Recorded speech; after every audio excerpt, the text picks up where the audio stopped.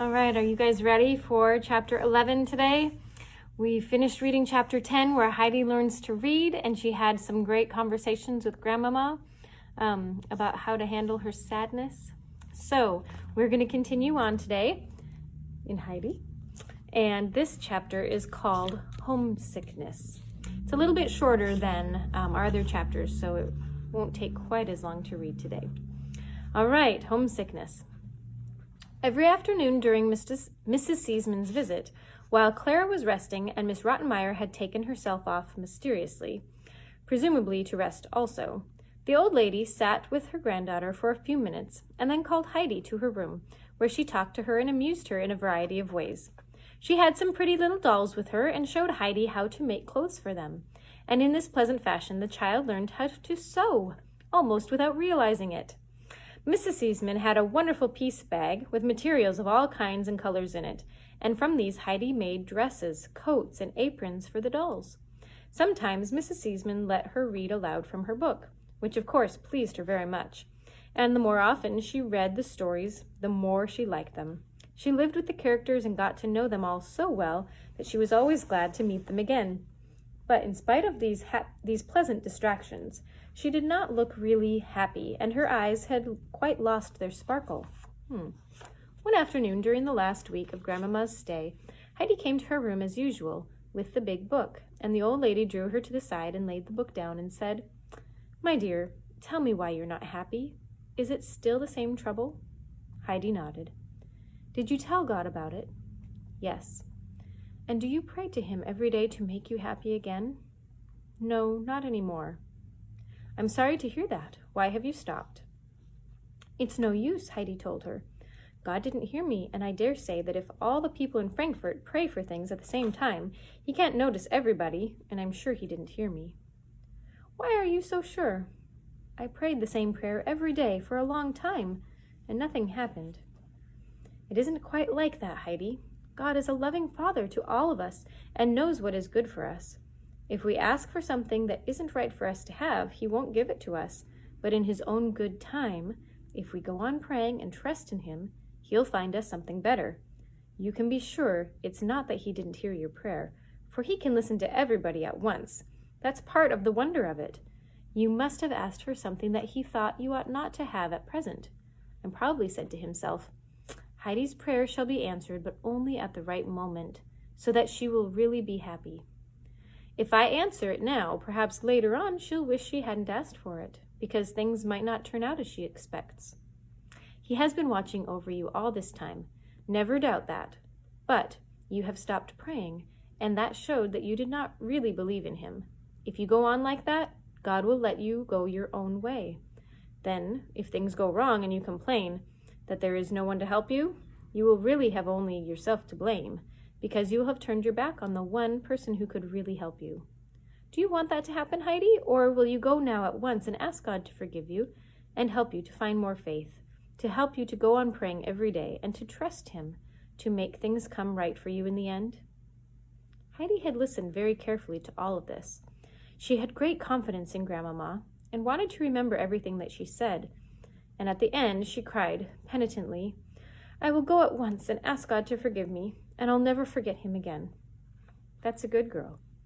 Heidi went to her own room then, much encouraged, and she begged God not to forget her, but to give her his blessing.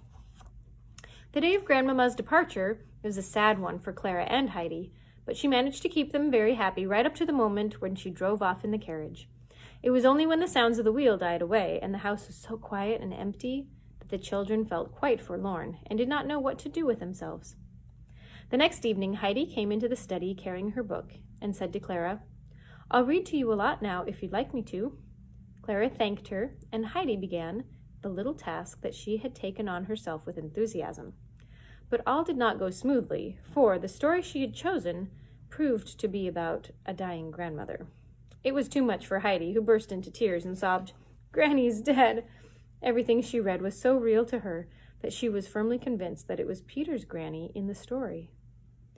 "Now I shall never see her again," she wept, and she had one of the nice white rolls. She never had one of the nice white rolls. Clara had great difficulty in persuading her that the story was about quite another grandmother, and even when she began to understand that, she was not comforted, for it made her realize that Peter's granny might really die, and her grandfather too, while she was so far away, and that if she did not go home for a very long time, she might arrive to find everything changed and her loved ones gone forever. Miss Rottenmeier came into the room during this scene, and as Heidi went on crying, she looked at her very impatiently and said, "Adelheid, stop howling like that and listen to me. If I ever hear you making such a to-do again while you're reading to Clara, I'll take the book away from you and you shan't have it again." This threat had an immediate effect, for that book was Heidi's greatest treasure.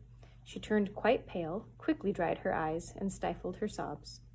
She never wept again after that, no matter what she read, but the effort it cost her sometimes produced such queer grimaces that Clara was quite astonished.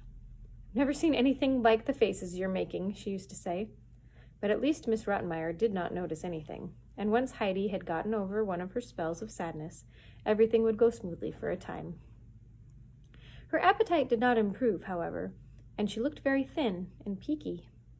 It quite upset Sebastian at mealtimes to see her refuse even the most delicious things.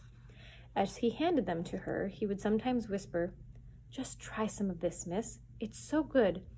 That's not enough. Here, take another spoonful." But all in vain.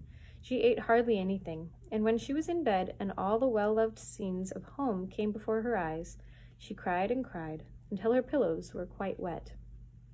Time went by, but in the town Heidi scarcely knew whether it was winter or summer. The walls and houses, which were all she could see from the windows, always looked the same, and now she only went out of doors when Clara was feeling well enough for a drive. Even then, they saw nothing but bricks and mortar, for Clara could not stand a long excursion, and they only drove round the neighboring streets, where they saw plenty of people and beautiful houses, but not a blade of grass or a flower or a tree, and no mountains.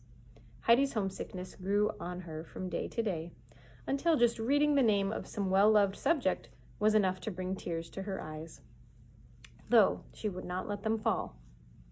Autumn and winter passed, and the bright sunlight shining again on the white walls of the house opposite sat Heidi guessing that soon Peter would be taking the goats up to pasture again, and that all the flowers would be in bloom, and the mountains ablaze with light each evening.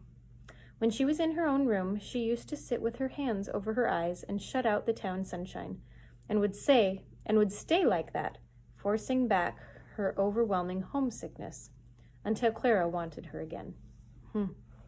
Well, that is the end of chapter 11. That's so sad.